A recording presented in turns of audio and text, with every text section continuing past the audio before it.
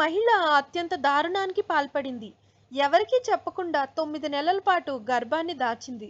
ఓ గదిలో రహస్యంగా బిడ్డకు జన్మనిచ్చింది. అనంతరం శిశువుని బాత్రూంకి తీసుకెళ్లి ఫ్లోర్పై కొట్టి చంపింది. అలాగని శిశువు అక్రమ సంతానమని భావిస్తే పొరపాటు పడినట్లే. ఎందుకంటే గర్భానికి కారణం ఆమె భర్తే. మరి ఎందుకింత దారుణానికి పాల్పడిందో తెలియాలంటే పూర్తి విషయాలు తెలుసుకోవాల్సిందే.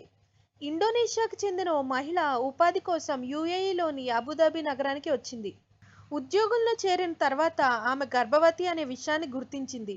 గర్భవతి అనే విషయం ఆఫీస్ వాళ్ళకి తెలిస్తే ఉద్యోగం నుంచి తొలగిస్తారని భయపడిన ఆమె గర్భవతిని అనే విషయాన్ని ఎవరికీ తెలియకుండా జాగ్రత్త పడింది.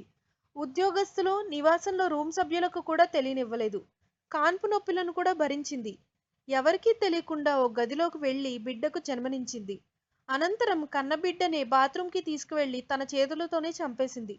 ఈ విషయాన్ని ఆలస్యంగా గమనించిన ఓ ఉద్యోగి అధికారులకు తెలియజేశాడు. దీంతో వెంటనే అంబులెన్స్ కి సమాచారం ఇచ్చారు. శిశువు, తల్లిని హాస్పిటల్కి తరలించారు. అప్పటికే శిశువు మృతి చెందిందని వైద్యులు నిర్ధారించారు. మహిళపై కేసు నమోదు చేశారు. కోర్టు విచారణలో నిందితురాలు పూర్తి వివరాలను వెల్లడించింది. ఉద్యోగం నుంచి తొలగిస్తారనే భయంతోనే బిడ్డను హత్య చేశానని తెలిపింది. సక్రమంగా వచ్చిన గర్భం గురించి చెప్పుకోవడానికి భయం ఎందుకు అని న్యాయమూర్తి ప్రశ్నించగా సమాధానం చెప్పలేదు. దీంతో నిందితురాలికి జీవితకాల జైలు శిక్ష విధించారు. ఈ దారుణమైన ఘటన యుఏఈలోని అబుదాబి నగరంలో వెలుగులోకి వచ్చింది. If you like the video, please like us and subscribe Tollywood Nagar.